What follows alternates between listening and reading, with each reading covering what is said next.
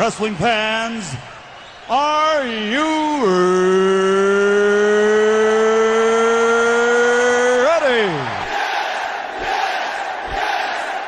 For the thousands in attendance and the millions watching around the world, let's get ready to rumble!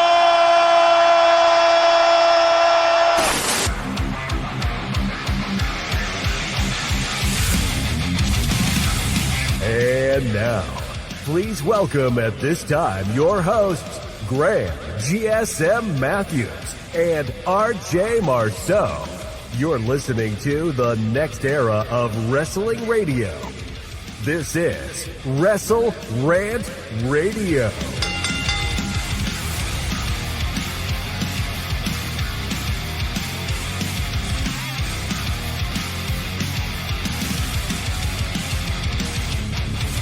What's going on, guys? Welcome back to WrestleRant Radio for September 26, 2024. I'm Graham GSM Matthews. Hope you guys are doing well and having a great week so far. We have a ton to talk about today here on the show with Mr. Marceau from the Mr. McMahon First Thoughts doc on Netflix.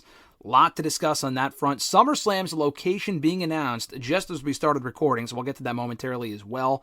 SmackDown reportedly expanding to 3 hours at the onset of 2025, and a whole lot more from Raw. NXT coming up on Tuesday on the CW, their big premiere show. We will end today's episode with predictions for that. But before we get to any of that, though, I do want to give my quick thoughts on AEW Dynamite's Grand Slam show from New York City, Arthur Ashe Stadium last night. I was going to air my interview with Michael Waldron here today, and if that name sounds familiar, it's because he's the brilliant mind behind Multiverse of Madness, the Doctor Strange film from 2 years ago, Loki, and also Heels. I chatted with him a couple of weeks ago about Heels recently arriving on Netflix, how it kind of ties to the Marvel Universe, if at all, and working with CM Punk, among other people. We had a great chat, and the interview will be available in text form as well over on WrestleRant.com very soon. But I did want to air the audio of the interview on today's show. But because we have so many things to discuss on today's show with Mr. Marceau a little bit later on, I decided to hold off maybe until next week. We may not even have time next week to air it either, because next week we have the NXT show to discuss, and Bad Blood coming up next week, and among other stuff, so we'll see. But it will be coming up on the show soon enough, my interview with Michael Waldron, and in video form over on youtube.com/WrestleRant, so keep an eye out for that. But like I said, I do want to give my quick thoughts on Dynamite show from last night, the Grand Slam edition.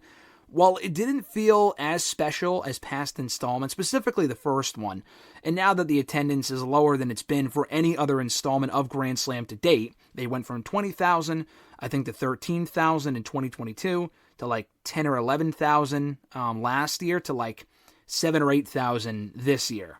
So a gradual, dramatic decrease from 2021 to 2022, but it's been a gradual decline attendance-wise every year since then. It can't too much. It's hard to put too much stock in the attendance because it is what it is, and it's not a great sign for AEW. My bigger focus and attention is on the creative side of things, on what we're seeing on the show weekly. And for the last couple of weeks, their shows have just not been overly exciting. The pay-per-views have been great. All In was awesome, arguably their pay-per-view of the year. All Out was another great show. The weekly television is not equally as entertaining. There's just a disconnect there. But I did think last night's show was very good. Danielson and Nigel McGuinness had a very good match. I've been looking forward to that match for a very long time. The build sucked. Nigel did what he could. He did his best with what he had to work with. And the fact that Bryan was not brought back until last night's show. We did not hear from Bryan prior to last night's show, and that was the real money of the feud. Not only was it the match itself that was cool, and the crowd kind of was quiet for the first portion of it, which sucked. The real money in the match between Nigel and Bryan was the promos. And hearing from Nigel the last couple of weeks was great, including on Collision. I was there for that show in Springfield over the weekend, had a fun time. We got to hear from Nigel in an extended promo on that show. We have not heard from Bryan at all. He was attacked by Jon Moxley and his crew back at All Out. We have not seen him since. He did not start Grand Slam cutting a promo. They just went right into the match. Nigel did address Bryan saying, oh, he's not here, blah, blah, blah. They played Bryan's music, and then they played Final Countdown, and he came out. That was awesome.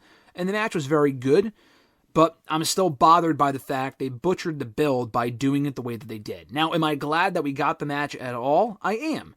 I'm glad that we got the match. But it could have meant so much more, and it could have felt like a much bigger attraction had they gone about things differently.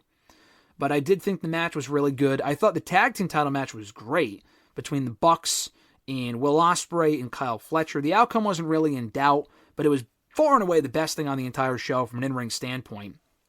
Jon Moxley is now the new number one contender to the AEW World Championship at WrestleDream. He will fight Bryan Danielson on that show. I thought he and Bryan had traded wins in AEW. I guess Moxley, I think, is 2-0 against Bryan. Bryan has yet to beat Moxley in AEW. So doing that match at WrestleDream, I'm actually in favor of that. I was looking forward to Danielson and Darby Allin in Seattle. But, honestly, it would have been too quick for Darby to, turn around and win the championship at WrestleDream. So they're taking their time with that, which I like. And as long as Danielson wins at WrestleDream, that's really all that matters. I do not need to see Moxley as champion for a fourth time and beat Danielson for a third time. It's just not necessary. So I hope Danielson wins. And listen, if it wasn't there, I figured, if he's not retiring in Seattle, then or Washington or whatever, then I don't know where they're going to have him retire. But, if this extends his run as world champion, that's totally fine by me. Darby Allin does look like an idiot for putting his championship shot on the line and losing it when he didn't have to. That was stupid. But the actual match, I thought, in the main event of Dynamite last night was really good. The women's match kind of fell flat for me personally. I didn't really care between Mariah May, Yuka Sakazaki. They had a well-worked match. I just didn't really give a shit. I don't really think most people gave a shit. They did, set up the post-match angle with Willow and Mina Shirakawa. They're clearly setting up Mina and Mariah, who aren't on the same page as of right now, against Willow and Yuka soon. Hopefully we get Tony and Mina at WrestleDream. It looks like we might get Willow and Mariah instead. Or Mina and Mariah, that is specifically. I don't know if we will. I think we might get Mariah and Willow before then, which is fine. But Willow just lost to Chris Statlander, so why would she get, the next shot? That doesn't really make a whole lot of sense. We haven't seen Chris Statlander since All Out, I don't think, in person, but whatever. Why ask why, I guess. So there was that. We also had Hook beating Roderick Strong to retain the FTW Championship. Fine little match. The bigger part about, the most important part was that afterward, Hook got on the mic and retired the FTW Championship in New York City, which is where the championship was born, handed it back to his father. I thought that was a cool moment. Not a moment too soon. They could have done this a year or two ago, and it would have been perfectly fine. That championship has served no purpose for a very long time now, really arguably since they brought it into the company 4 years ago. But it's been a pointless prop for a very long time. Thank God, get the fuck rid of it. Hook, if he is going to stick around in AEW, and we still don't know what his contract status is, he will not have any upward momentum until he gets rid of that belt. And he did, so I thought that was good. My favorite part of the show, aside from the tag team title match, and I thought Nigel and Bryan was very good as well, like I said, was the surprise appearance from one MVP, interrupting Prince Nana, who was giving an update on Swerve Strickland. We have not seen him since the loss, quote-unquote, because it technically did not count, the unsanctioned match against Adam Page that Swerve lost back at All Out. He said that Swerve is not currently cleared to compete, so we don't know when we'll see him again. There was that rumor that he would still be on the WrestleDream card, because it is taking place from his home state. Don't know how likely that is now, but I guess we'll see. The pay-per-view's in a week or two. But MVP coming out and telling Prince Nana that, if Swerve wants to talk business, take my card. So, he said other stuff as well, but he was praising Swerve and all this other sort of stuff. Great to see MVP. I honestly kind of forgot about him. He became a free agent in early August around SummerSlam weekend, as did Bobby Lashley. But that was almost 2 months ago, and so much has happened in the wrestling world since then that I totally forgot about the looming possibility of the Hurt Business, now the Hurt Syndicate probably. That was the rumor of what he was, copywriting, trademarking as a new stable name. So Hurt Syndicate's a great name, arguably even better than Hurt Business, which I never really loved that name when it first was introduced, but we got used to it.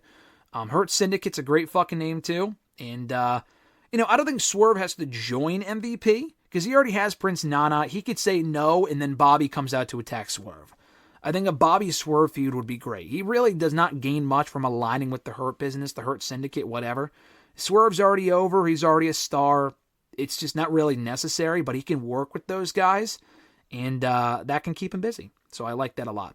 Overall, I thought it was a good show. They do have their 5-year anniversary episode of Dynamite coming up next week on the exact 5-year anniversary of Dynamite, is the 2019 calendar for the most part is the same as the 2024 calendar due to the leap year this year. So it is cool that it falls on the exact anniversary. I actually have no issue with the fact they are doing Will Ospreay and Ricochet on that show. Their first one-on-one meeting in AEW. Ricochet just arrived, so it feels too soon. They're doing it on TV and not pay-per-view. I get it. But it's a great attraction for that show. It's going to make it feel special. I don't know if we get a decisive finish or a time limit draw. They've only announced 2 matches for that show. That match and Serena Deeb versus Britt Baker, because they're going to be back in Pittsburgh. She is synonymous with Dynamite. She's been there for the past 5 years, so it makes sense. But that's it. They haven't announced anything else. Maybe they'll throw on some random matches on Collision this Saturday. Who the fuck knows? But that's the card so far for next week. They can give Ricochet and Ospreay 30 minutes if they wanted to. I mean, they do a lot of draws in AEW, so probably not. But we'll see. And I'm looking forward to the match. I have no issue personally with them doing it next week. Especially if the idea is that they're going to have a series of matches between now and the next couple of months, maybe including at Full Gear and World's End and whatever. So I'm looking forward to that match, and we'll see what happens there. I was just kind of disappointed there wasn't really any additional hype for it on Dynamite last night. They had Ospreay and Fletcher lose to the Bucks, like I said before, and they teased tension with them afterward because Fletcher wanted to use the screwdriver. Ospreay did not, and that kind of created a rift between the two, which we kind of saw coming. I thought the Don Callis family would attack Ospreay last night, leading to Ricochet making the save. Ricochet, to my knowledge, unless we just didn't see him or I missed him or whatever, he wasn't even on the show. So, I mean, they announced the match in a backstage segment last week. I mean, they announced it, they didn't announce it, but they showed it in a graphic on the show last night. No any additional hype for it beyond what we got last week, which is pretty disappointing. At that point, just wait until WrestleDream, but whatever. I'm looking forward to the match regardless. So that's the AEW talk for today. New episodes of WrestleRant Radio available every single Thursday on WrestleRant.com, WrestleRantRadio.com. Check out the show on all your favorite podcast platforms. Rate the show, review the show, subscribe to the show. Never miss a new episode every single Thursday. And with that, we throw it to my conversation with Mr. Marceau. A lot to discuss from the last week in the world of wrestling. What's going on, brother? And have you been able to keep up with everything going on as of late in wrestling?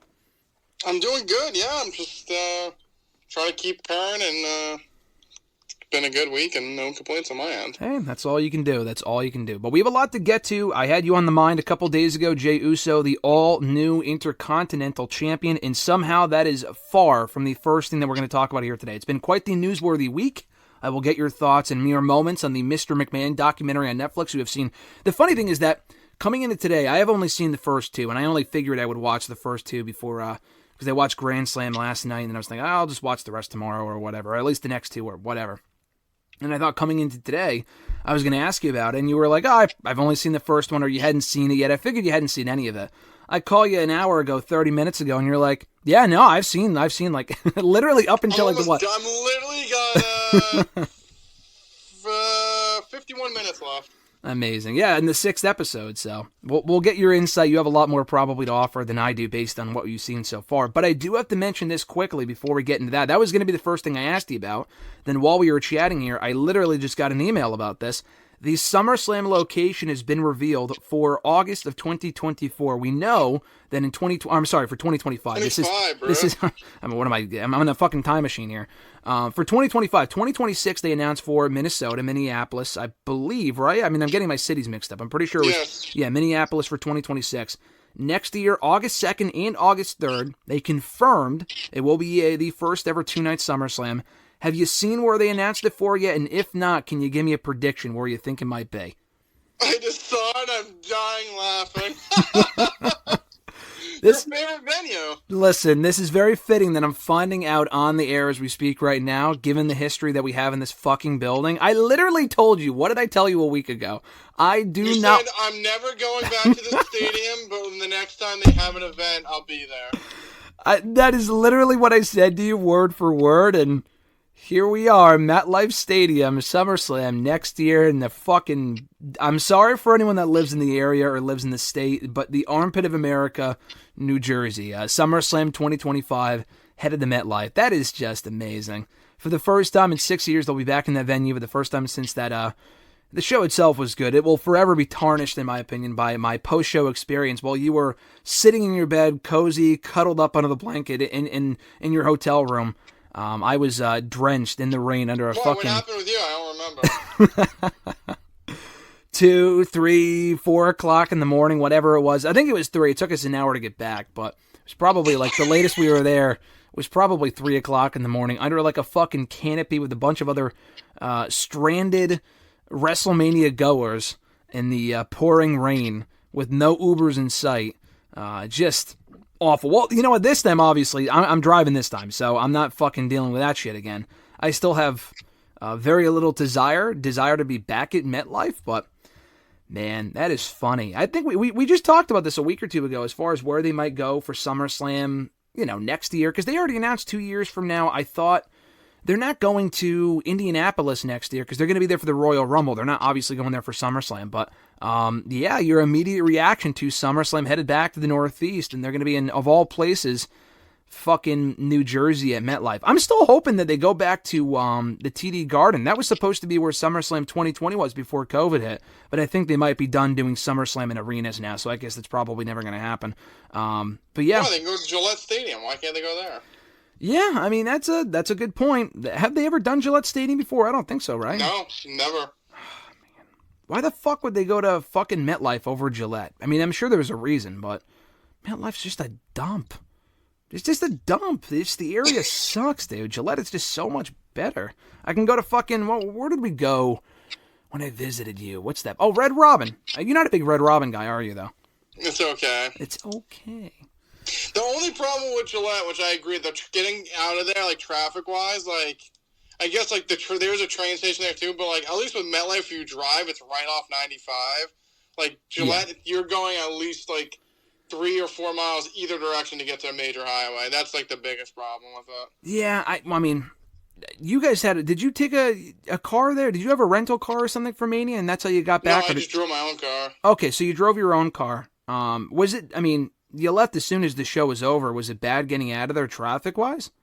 No, I wasn't. I mean, I was literally, like, walking out of the stadium as the fireworks were ripping off, so we got out there right in time. Yeah. But have you had issues getting out of Gillette as far as traffic goes? I would imagine yes.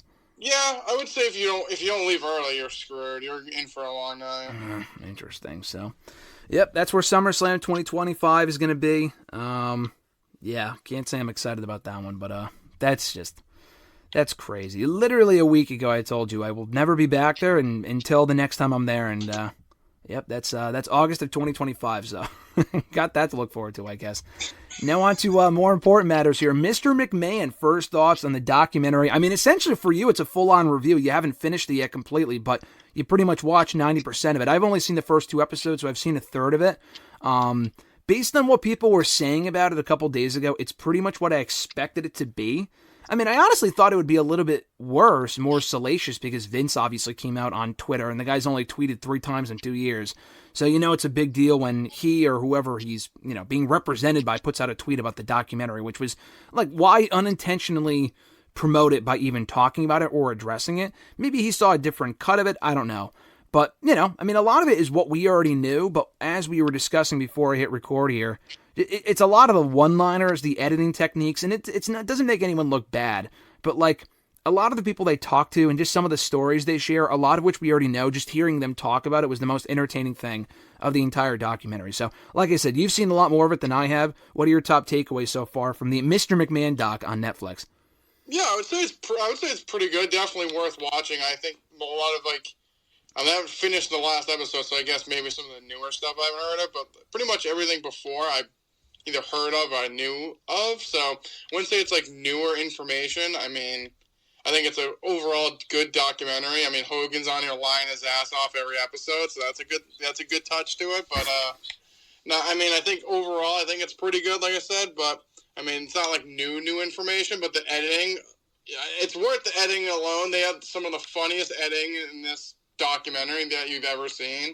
It's one person saying one thing and then editing to another person saying that's completely false or something else. So yeah, definitely worth it for that. But pretty funny stuff. But I think, like I said, I haven't finished the last episode yet, but what I've seen so far, none of it's really been any new information that I've ever heard of. Like, they kind of go from Vince buying it to killing the territories to WCW to them beating them. Root those aggression into, I guess, current day. So nothing too new, but I mean, it's still definitely worth watching. I mean, it is worth saying that it's not new to us, but do you think with a platform such as Netflix that, I mean, they do 6 episodes on the guy, an hour each approximately, that this documentary is tailored more to, less of us, like the wrestling fan base, and more so just the general public to kind of inform them, what wrestling is and the first WrestleMania, and obviously the controversies had to be covered, and they are. But I feel like, we're entertained by it for different reasons, and I feel like the average person who hasn't watched wrestling in a long time might be. I feel like obviously they did that for a reason, and I feel like that might be for the better, because they just cut into the controversies. People that are just watching this for the first time and know nothing about Vince, or really just know the bare bones stuff based on what they've seen of him in the news in the last 2 years, might be confused. So, the way that they covered it, it really wasn't for us, but I could totally see why they did that, though.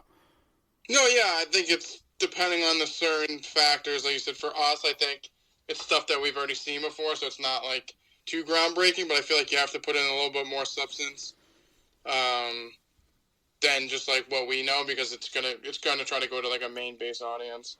So Vince, when he put out that statement, he said that, just the editing techniques and the way that they kind of make me kind of come across in the documentary, like I said, it must have been a different version that they sent to him before they edited it further or whatever, because based on what I've seen, what I've heard, and what you've seen, which is pretty much almost the entire thing, it doesn't really seem like that there's much that is said that he doesn't say himself that makes him look any worse than he already does, if that makes sense. And there was also the report for a while there, I think from Meltzer maybe, because he was obviously in it, so he probably watched the first cut of it a while ago, that WWE wasn't happy with it. They weren't happy with either what they covered or what they said, but again, a lot of this is just public knowledge, and you can't just gloss over the controversies.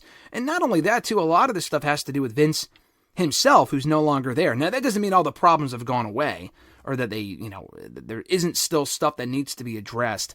But I don't know, I'm just kind of sitting here wondering what Vince, and specifically WWE, were really all that upset about, because it's not all just rainbows and puppies and shit, but there really isn't anything that makes them look worse. Maybe it's just because they're bringing back old information and bringing it to the public's attention again. I'm not really sure what they would be bothered by specifically. Yeah, from what I've seen, you kind of glossed or kind of said it the way it is. He's saying majority of the stuff, so I don't know if it's just looking back on it now like, hey, I really wish I didn't say that, or the way it came off sounds worse than I intended it to say. But, majority of the stuff's coming out of his mouth, so I'm not really sure exactly what they're upset about. I wouldn't say it was, like, the worst things I've ever heard. He does say some pretty stupid shit halfway through, but, it's Vince, so I kind of expected it, but I wouldn't say it was, like, a lot of damning things that he said so far.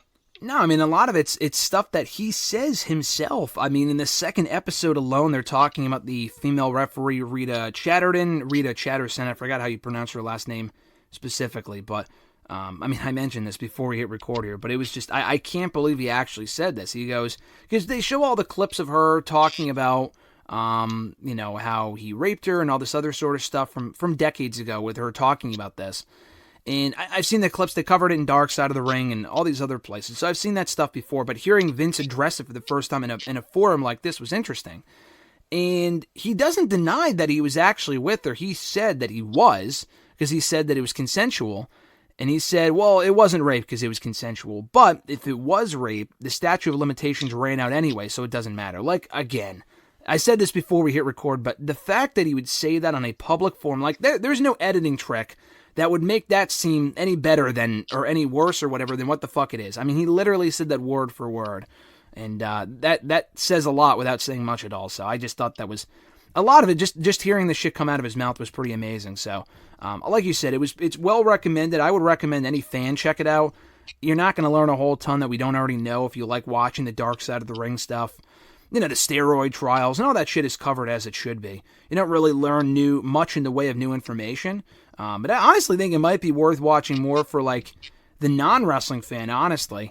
I think it's a nice little precipice, a little, preview, I guess, so to speak, of what non-fans can expect from what WWE being on Netflix, and hopefully not to expect, really, with what the old guard kind of, was with Vince McMahon in charge and stuff like that. So, I think this might be more for the non-fan than it is for us, like we talked about before. Yeah, I would say it's for at least information-wise, it's definitely for I would say for the non-fan.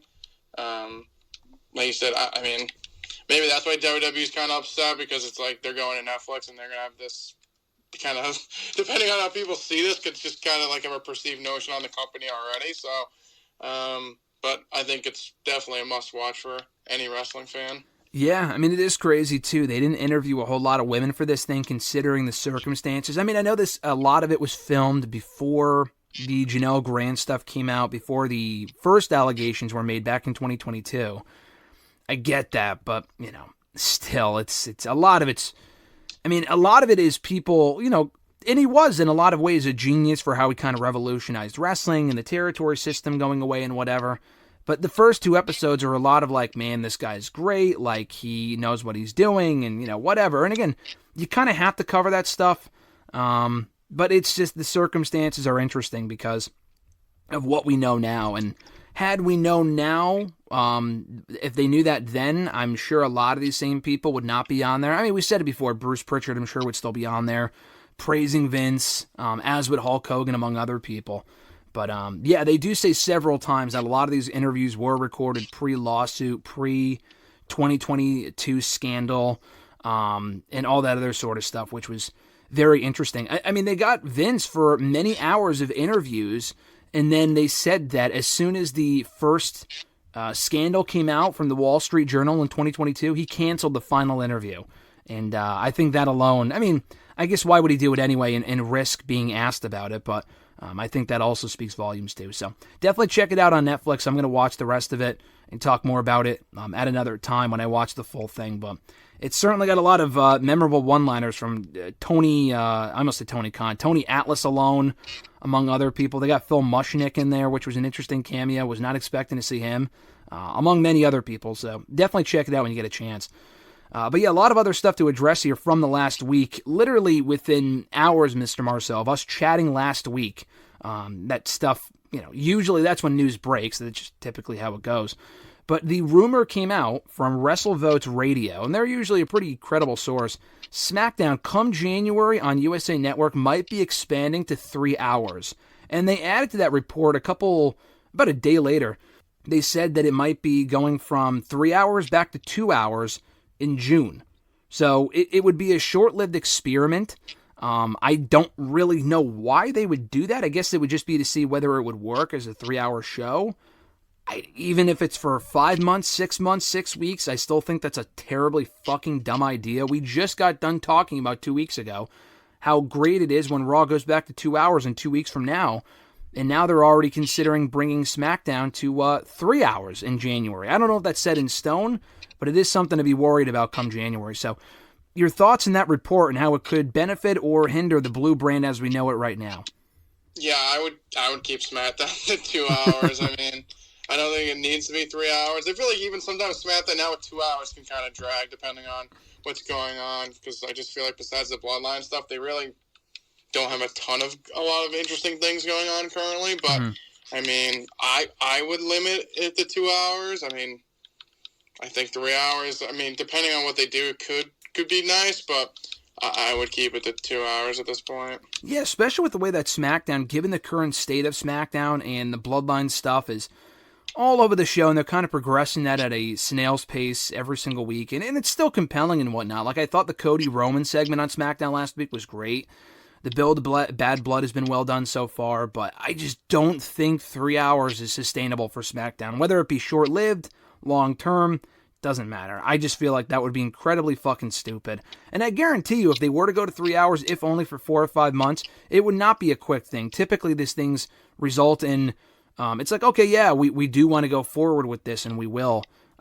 That's just, I don't know. Why not just do it for a week? Why would it have to be 5 months that they make the show 3 hours? And maybe this doesn't happen at all. Maybe they see the negative backlash online, and they don't do it, but I mentioned this 2 weeks ago when we talked about Raw going back to 2 hours. There is a large segment of the audience that only knows Raw as a 3 hour show, that only grew up. Like, I started watching a lot later than most people, but But even I was around for 2-hour Raws for a couple years there before they went to 3 hours. There are some people that only know 3-hour Raws and prefer 3-hour Raws, so they might want to make SmackDown 3 hours as well. I'm talking about the fan base here.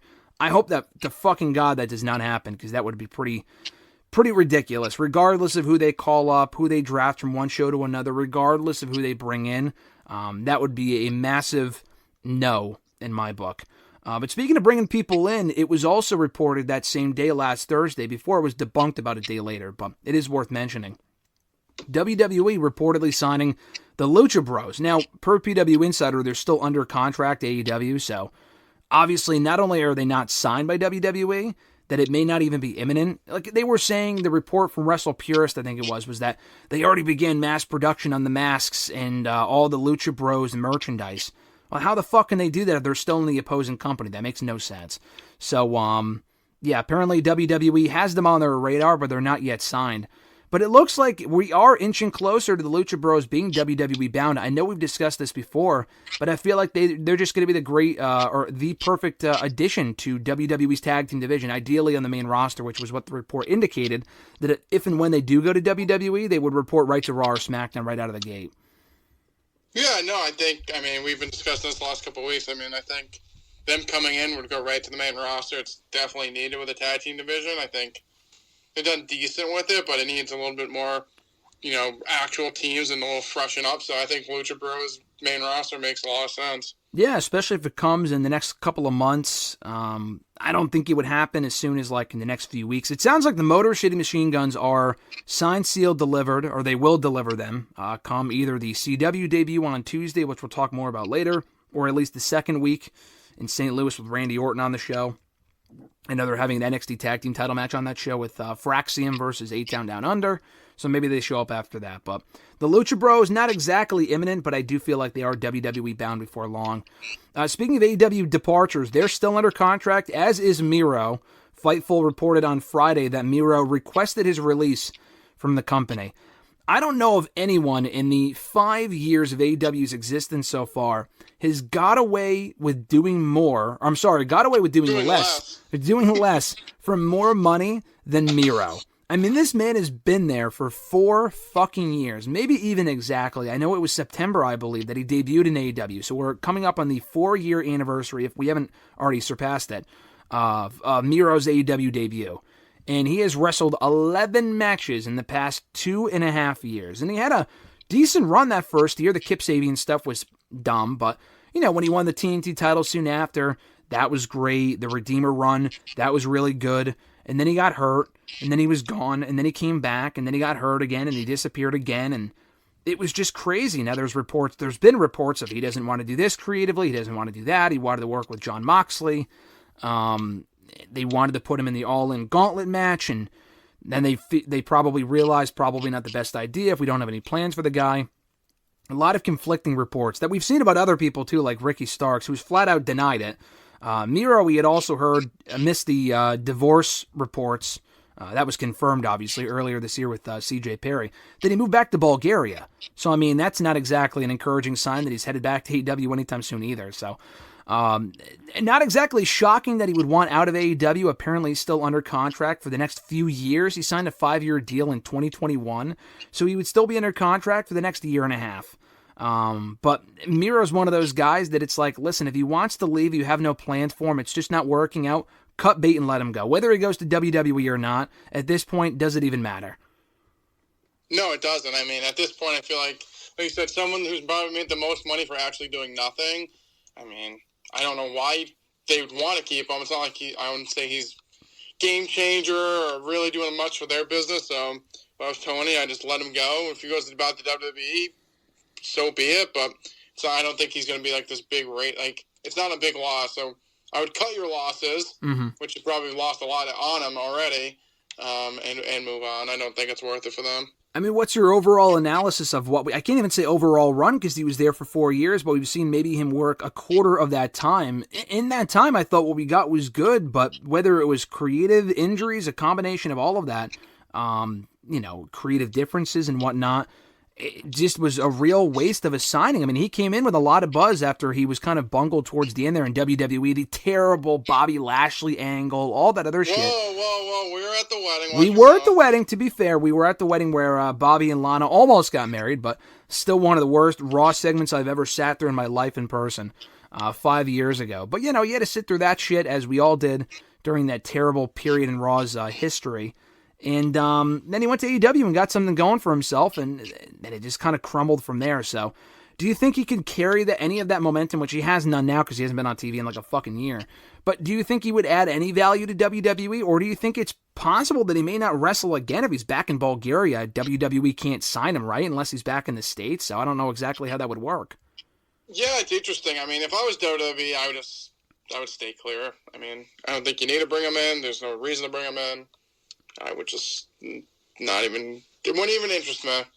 I mean, it might be one of those cases where I've seen people ponder the question, is it just a case of Miro being the problem? And I wouldn't say completely that's the case. I don't know the guy personally, but, people said the same thing about Andrade. Again, that's probably also true to a certain extent. He's also married to Charlotte, so he was always going to get another chance in WWE if he left AEW, and he did, and he's back now in WWE.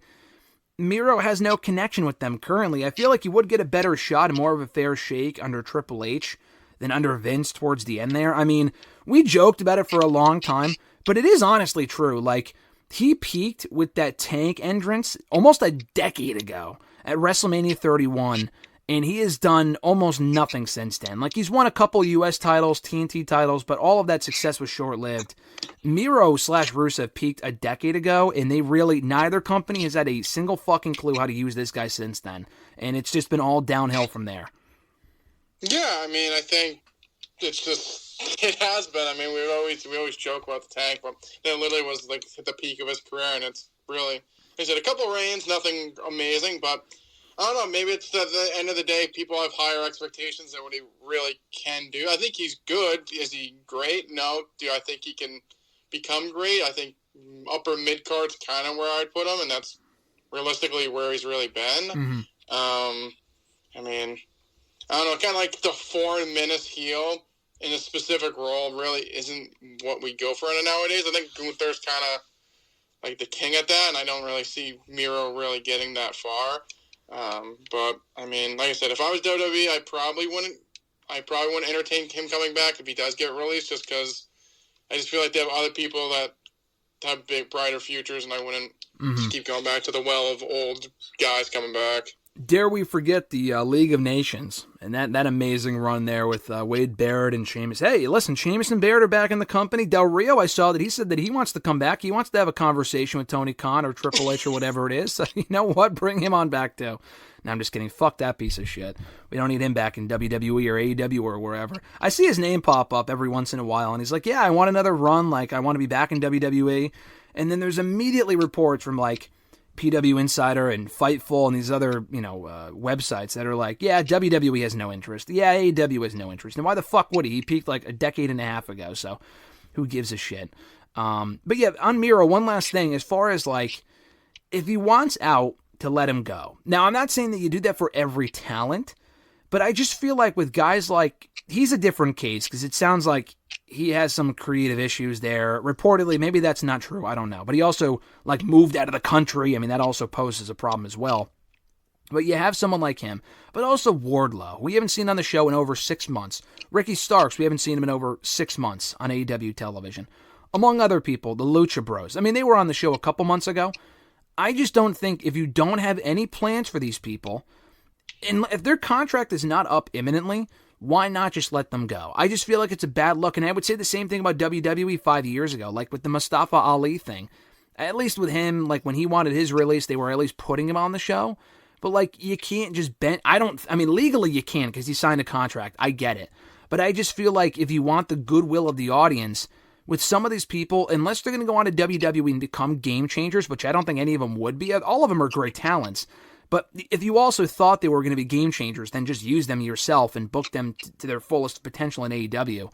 But I just feel like a lot of these people, AEW could cut their losses with and just get rid of and grant them their release, as opposed to letting them sit out the rest of their contract. They're just going to be doing nothing. I mean, at least bring them to TV to lose. You know what I mean? I just feel like that doesn't make a whole lot of sense.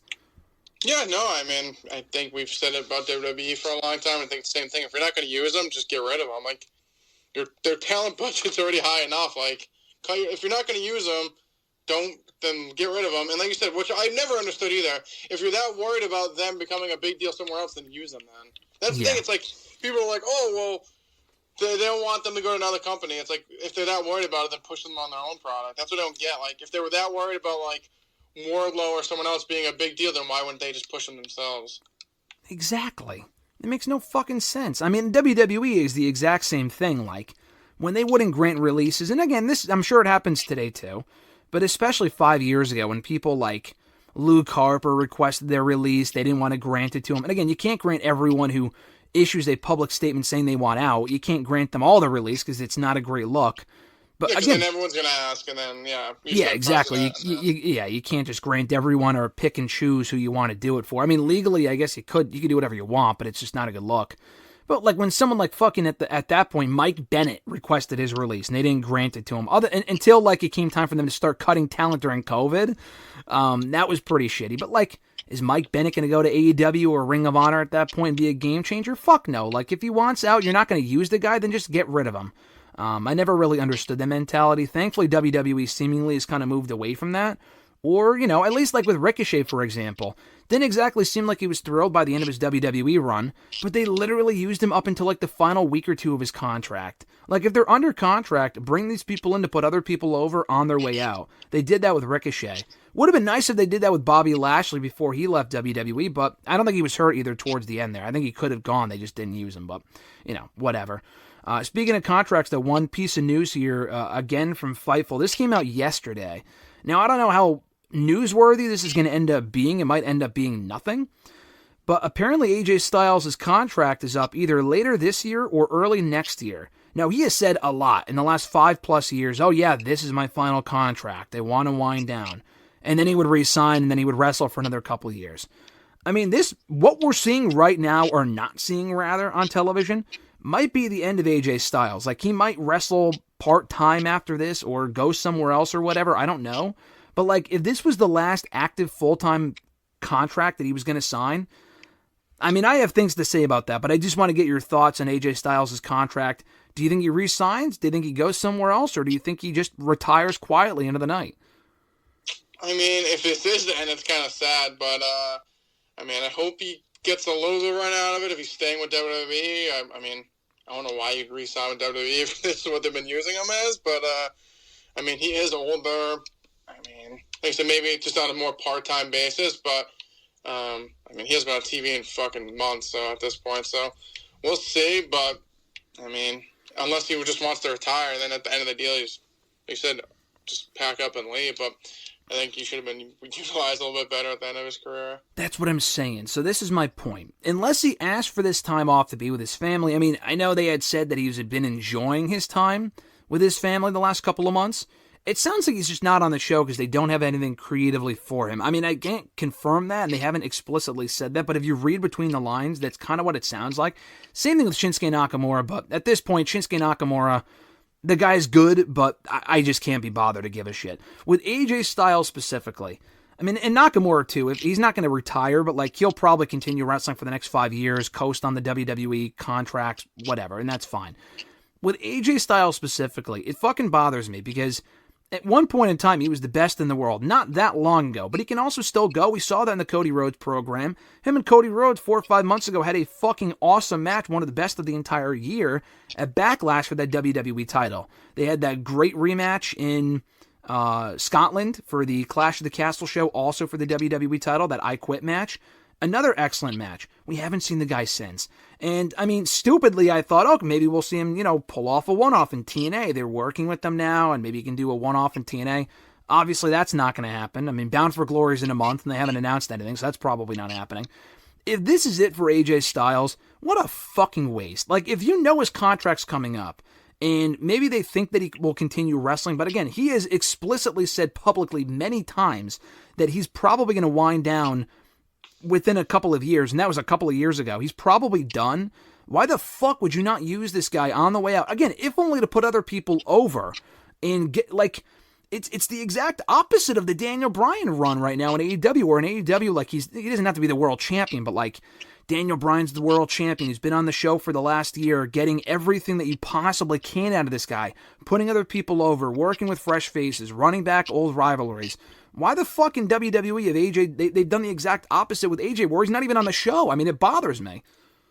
Yeah, I mean, like you said, maybe he's enjoying time at home. I really don't know, but if that's they just have nothing to use him for, I feel like that's silly. I mean, you need to find spots for guys like that. There's no, like, saying that there's nothing for him creatively is just not acceptable. No, I mean, like, especially if this is going to be it, why would you not have him do a retirement tour-esque thing? It doesn't have to be what Bryan's done. It doesn't have to be what Cena's going to be doing in a couple months. Not everyone needs a retirement tour, but I mean, again, this is one of the best wrestlers of the last 25 years. This is like Shawn Michaels. Imagine Shawn Michaels at the end of his contract, like, not getting booked, and us not having that great, last match of his before he wrestled again in Saudi Arabia in 2010. Whereas at the end there, he had the DX reunion. He ran it back with The Undertaker. He had a lot of matches on Raw. He wrestled on TV. I mean, what the fuck? I mean, he's not going to do any match. I mean, I'm sure they'll bring him back soon, I would think, but I mean, what a waste. That just pisses me off.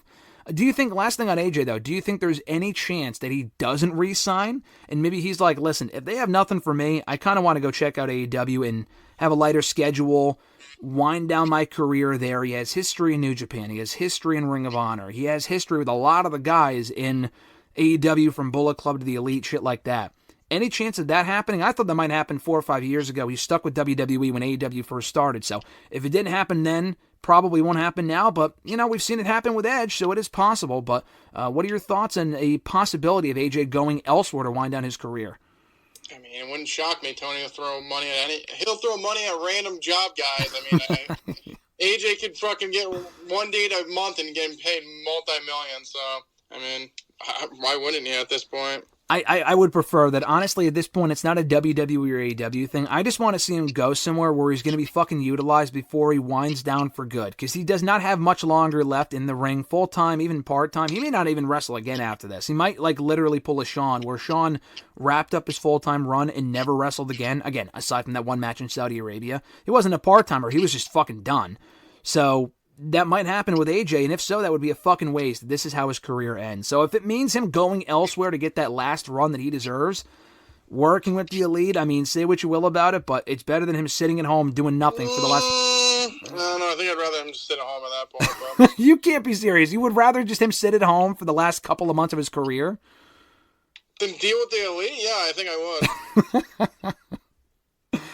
Listen, if it means getting AJ Okada, AJ Omega, stuff like that, I mean, I might be spitballing here those matches, and then we end up getting AJ and Tony Nese instead. I don't know. But, I would rather see that than him just not be on TV at all.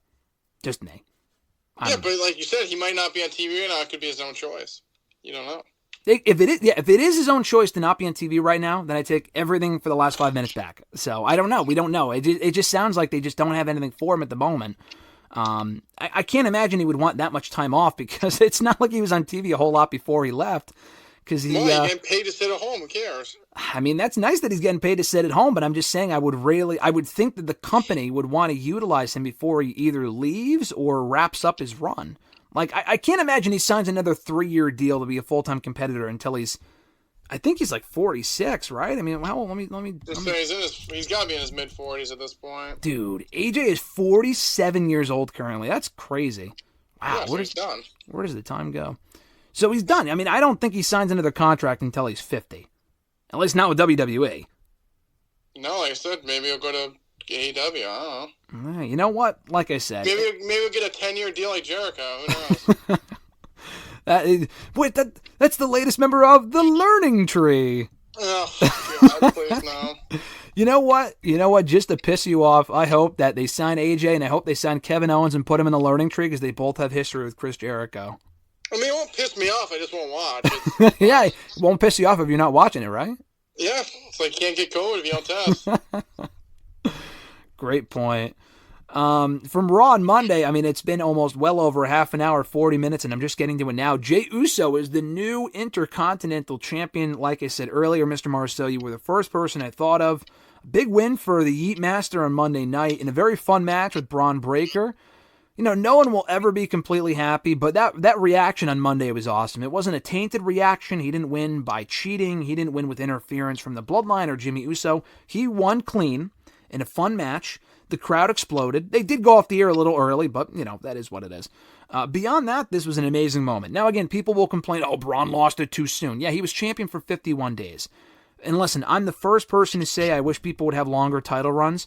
Two things. One, I think he's getting the belt back. And two, we can benefit, WWE currently can benefit from doing title changes on TV and also having shorter runs. Not with every belt, but Triple H, since he's taken over, has had a lot of long runs. Mania to Mania booking. Mania to SummerSlam booking. SummerSlam to Mania booking. Like, we can have shorter runs. It's okay. He'll be fine. And I think, we've talked about it a lot. Jey Uso needed the fucking win here. If he lost here, he would have probably won the rematch, which is what I thought was going to happen. But having him win earlier makes it less predictable that he's going to win the rematch. So, I thought this was great. Give me your 2 cents, Mr. Marceau. Jey Uso, new Intercontinental Champion. Yeet. No, I went nuts. I mean, what a win. Like you said, it was great to have it on Raw because I feel like it felt like less predictable that he'd win on Raw. And just the setup, it was great. I went nuts. Probably the most excited I've been for a title win in a long time. I thought it was executed perfectly. They kind of teased you that it was going to happen, and you're like, there's no way. And then it happened. So, I mean, once he hit him through the spear, through the ringside area, and threw him into him with another spear, and then just turned him for the splash, I was like, oh my God, this is going to happen. Mm-hmm. But then at the back of my head, I'm like, he's kicking out at 2. And then he didn't.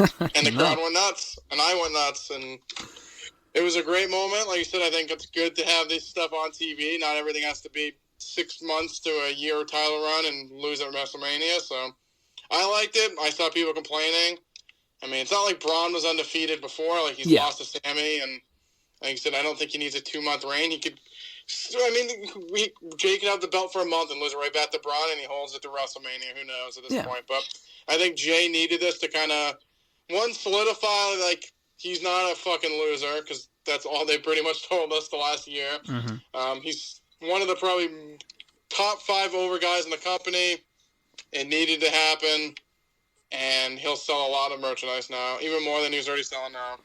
Yeah, I mean, we said this before. I mean, I just feel like the more the time passes, I feel like it's accurate to say he really is like the modern-day Jeff Hardy of like 06, 07, 08. Now, I don't think Jey Uso will win the Intercontinental title 5 times over like Jeff Hardy did, but I still feel like in terms of popularity, the way that he connects with the audience, and Jeff Hardy had a lot of title runs. I don't remember a whole lot about each run, but he wasn't champion for all that long each time. I think Jey Uso could do something similar where he can be champion for 3 weeks, a month and a half, 51 days like Braun Breaker, and he won't be harmed by that. He would have been harmed if he kept going for the big one and losing.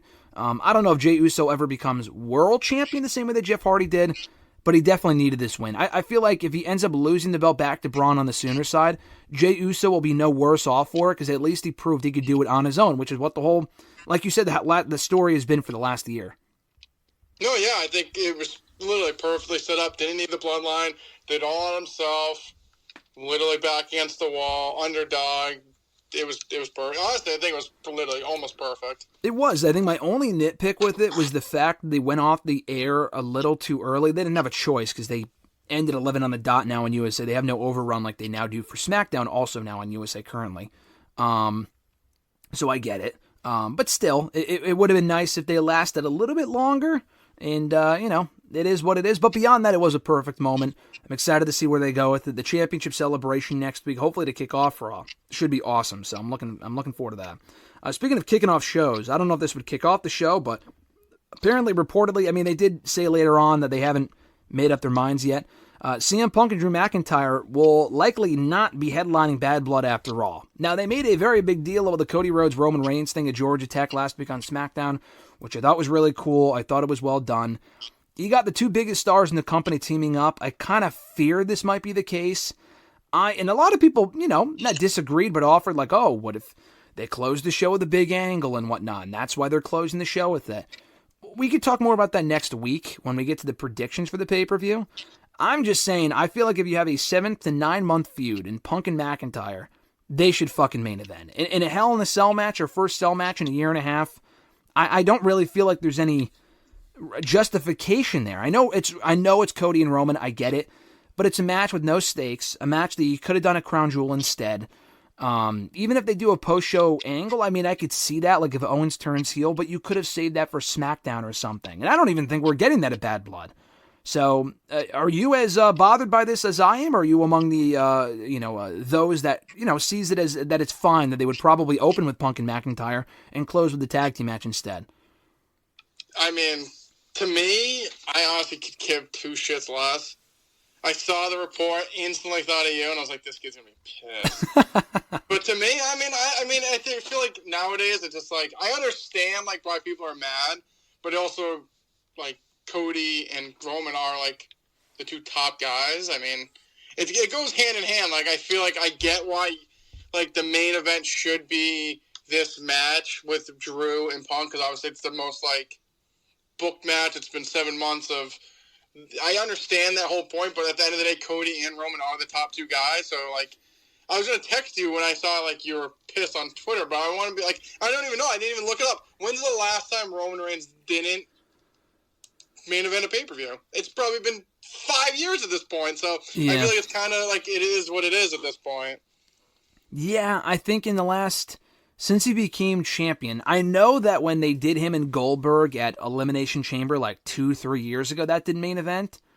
Beyond that, any show that he's been on, I'm pretty sure has been the main event. So again, I get it, but like I said, I mean, they could have saved this for Crown Jewel if they really wanted to give that the spotlight and then give the Hell in a Cell match the Bad Blood spotlight. I mean, I don't know. I just feel like they could have held off on it if they really wanted to do that. I mean, it's a good problem to have if you have two must-see matches. I get it.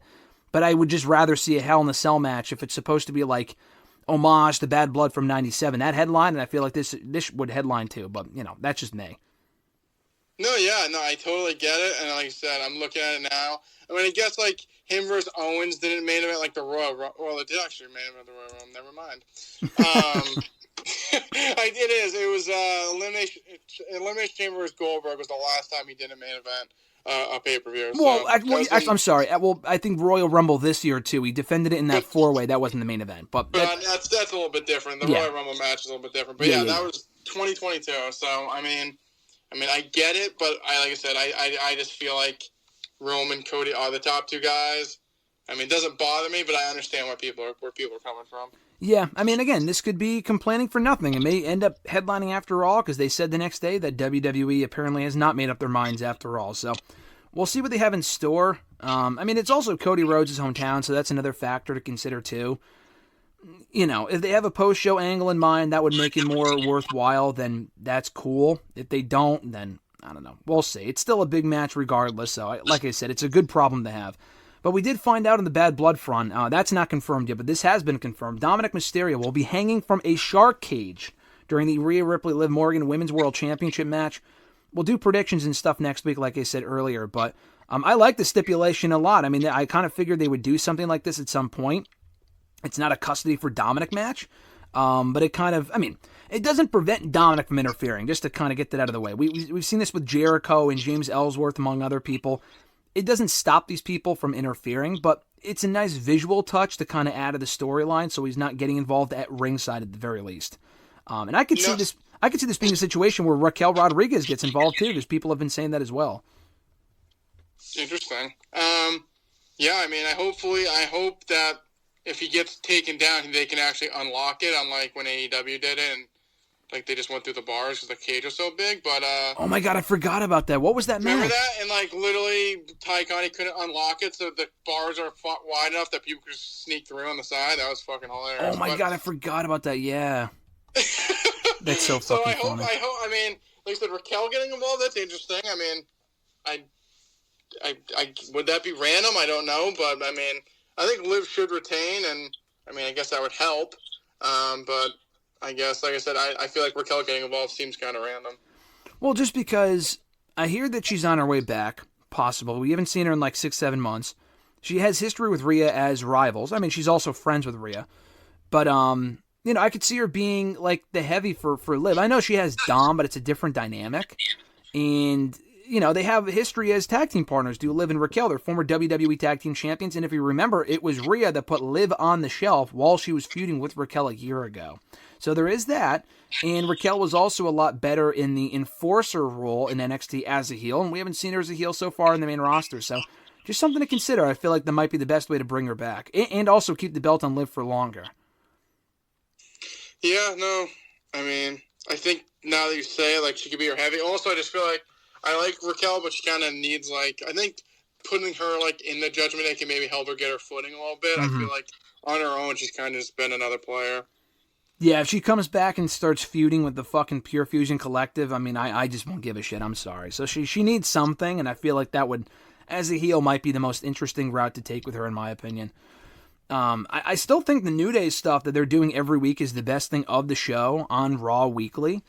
They didn't do anything major this week. They lost to the Creed brothers, but we are going to get Xavier Woods and Rey Mysterio next week, I think for the first time, and Kofi Kingston and Chad Gable after Gable cost them their tag team win on Monday. So they're still doing a really good job of furthering this New Day storyline. I still think at some point you got to bring in Big E to play mediator. I don't know if that's imminently or at some point down the road, closer to the 10-year anniversary. But I think, again, nothing new, nothing major to report on this week as far as the New Day stuff goes, but I think it continues to be among the best parts of Raw every single week. Would you agree or no? Yeah, I think it's been pretty interesting. Like I said, I'm kind of interested to see where the payoff is. I mean, I hope it's not like a New Day reunion and we don't get, like, something. Yeah. I think Big E should get involved. Like I said, I don't even think they need, like, a clear split, but, I mean, moving one to SmackDown probably would be better than just breaking up the group. But we'll see what happens. But like I said, I think it has been one of the more interesting parts of week by week for Raw. I was going to say SmackDown for Raw. Yeah, no, Raw's I think got more going on right now. I mean, it's the 3 hours too, but like we said, they're going to 2 hours in a couple of weeks, so we'll see what kind of gets cut for time and what doesn't. But right up there with the New Day stuff is the Braun Strowman, Bronson Reed brawling shit. I mean, literally every week it's been, for the last month, really, really well done as far as what they're going to do to top themselves. I feel like they are building to a ring collapse next week. I mean, I feel like that's got to be where they're going with the whole, they teased the turnbuckle spot this week and the week before, and they didn't go through with it. They're having what they're calling a last monster standing match on Raw next Monday. They did that great Godzilla King Kong video package for the two at the end of Raw this week. I think this feud's been great. I mean, I think this has been the best use of Strowman since he came back to the company, and even if you go back further than that, the best use of Strowman in like 4 or 5 years. The best use of Bronson Reed, period, in WWE.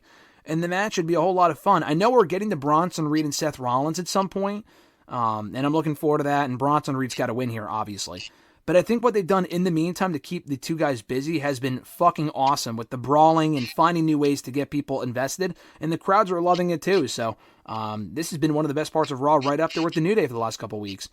No, this has been good. Like you said, I think it's kept everyone's attention and interest, and I think the match on Raw, like I said, probably got to lead to the ring collapsing. I assume at main events, and Bronson should win and move on to Seth when he comes back. But no, I think this has been good, what they've done every week, and I think Monday will be a fun last monster standing match. Yeah, I think we're due. I mean, we're not due, but like it's about time that we could get a ring collapse, considering that, the first one happened in 2003. The next one happened 8 years after that in 2011 with Big Show and Mark Henry, the first one being Big Show and Brock, obviously. Then it was Big Show and Mark in 2011. Another 6 years after that was Braun and Big Show. Big Show was involved in all the first three. That He's was coming back on Raw. What'd you say? He's going to come back on Raw and do the fourth one. Yeah, it won't be Bronson. It's going to be Big Show and Braun again. Paul White with his shot knees just standing on the fucking stage waiting for Bronson Reed to beat that. Hey, listen, I'd pay good money to see Bronson Reed destroy Big Show. Unfortunately, he will likely not be there, but it will be Bronson Reed and Braun another 7 years after the last one, so it makes sense. We're getting up there. It's every 6 to 8 years they do one, and here we are again. They might do another one, so I'm looking forward to that. If it main events, it will definitely happen, but we'll see. Last couple things for you, Mr. Marceau. NXT on the CW premiere this coming Tuesday. They advertised a full card and the NXT and CW second show in St. Louis in 2 weeks, week and a half. Randy Orton versus Javon Evans will be happening on that show. And they're also doing Obafemi and Tony D'Angelo on that show for the NXT North American Championship, Fraxium and A-Town Down Under. It feels like this Tuesday, the first show on CW, feels bigger. In Chicago, CM Punk will be there as the special guest referee we found out last week for Ethan Page and Trick Williams for the NXT Championship. That should be a good match. I've been saying to you for weeks, I thought Ethan Page would be losing here back to Trick, and, we get that big title win and Trick gets the belt back. But then I kind of remembered Ethan Page lost to Trick in his debut match back in June, and he never really got that win back. Even when he won the belt, it was in a 4-way. He didn't pin Trick. Honestly, I think Ethan Page might win here. He's my new pick to retain, and then Trick can always get the belt back in Halloween Havoc. But what do you think? Ethan Page retains, who's been doing really well in the role as champion, or does Trick Williams get the belt back on Tuesday? I'd keep the belt on Ethan Page. I think he's done a great job as NXT champion. I think he's found his footing, and like you said, I think he should keep the belt, and maybe Trick can win it down the line at Halloween Havoc, but I would keep it on Ethan a little bit longer. I would also have this open the show. I think of the two matches, the two title matches that they're doing on Tuesday, this is the other one's the bigger one. The women's one is the bigger one. So I would have this open, and if it opens, I think Ethan Page holds on to it. I think he's done a great job as champion the last 2 months, and I would keep it going for at least a little bit longer. Wesley and Zachary Wentz running it back in a street fight, a Chicago street fight on Tuesday. Wesley lost the first one. It's safe to say he'll win here, but I thought what they did on Tuesday, that side-by-side split-screen thing with them talking shit, it was before the interview even got going. A lot of expletives thrown in there, talking about Gigi Dolan, who's legitimately dating Zachary Wentz in real life. That was entertaining, so this should be a great match. I think this is a guaranteed win for Wesley, though. What do you think? Yeah, Wesley needs to get his win back. I liked how they gave Wentz the first win because we didn't expect it, but I think Wesley needs a win here. I agree. And then what I think will be the main event, Roxanne Perez and Julia. And there's other matches announced, but a lot of them are inconsequential. Roxanne Perez and Julia for the NXT Women's Championship. Not Julia's in-ring debut. She wrestled Chelsea Green a week or two ago, won that match. So technically her second match in NXT, unless she's been wrestling on the Coconut Loop and NXT, the house show stuff. But on TV, her second match. This should be great. I would have it close. They've done a good job of building it up. They had the press conference stuff last week. Unless it's in 2 weeks, I'm pretty sure it's this Tuesday. I'm getting it confused with other matches, but it should headline. If you're going to have both title matches on the same show, if Trick wins, I think Julia will lose, and then she'll win the belt at Halloween Havoc, but I would have Ethan Page win, and in that case, I think Julia becomes NXT Women's Champion, closing out their first show in the CW as the champion. So this should be a great match. Roxanne's been awesome as champion, but I think it's time. And again, you can have Roxanne win, and Julia will be totally fine, but I would probably just put the belt on her here, especially if that's the closing visual of their first show on the CW. But what would you do, Mr. Marceau? Roxanne retains or Julia new champion? I think it's Julia with new champion. I think, like you said, ending the first CW show of NXT with Julia as the new champion, I think that just makes the most sense. Kind of usher in the new era of NXT. Roxanne's been great, but, I mean, all good things have to come to an end, and she has a bright future ahead of her, but I think now is the time to put the belt on Julia and, like I said, kickstart the next era of NXT. Yeah, no, I agree. I think she's been coming across like a star so far. Getting Funaki there for the promo segments is cool. I don't know if you'll be there in the corner of Julia on Tuesday for the matchup, but getting him on TV, hey, listen, we'll never complain about getting the former Kung Fu Naki back on WWE television. What a fucking racist gimmick. I love that gimmick, but it was really, really racist. Very stereotypical, but getting Funaki back on the show is great, and we'll talk all about it next week here on WrestleRant Radio. Bad Blood predictions as well, and whatever else goes on in the world of wrestling come next week. So new episodes of the show available every single Thursday, WrestleRant.com, WrestleRantRadio.com. Find the show on all the usual podcast platforms and never miss a new episode. So, Mr. Marceau, enjoy the weekend. Continue yeeting. I'll catch you next Thursday, but enjoy the rest of the Vince talk. Let me know how it is. Sounds good, pal. See you, pal. Have a good one. Join Graham GSM Matthews and RJ Marceau every Thursday as they run down their weekly wrestling rants, offer expert analysis, host exclusive interviews, and more. Subscribe today on all your favorite podcast platforms and never miss an episode of WrestleRant Radio.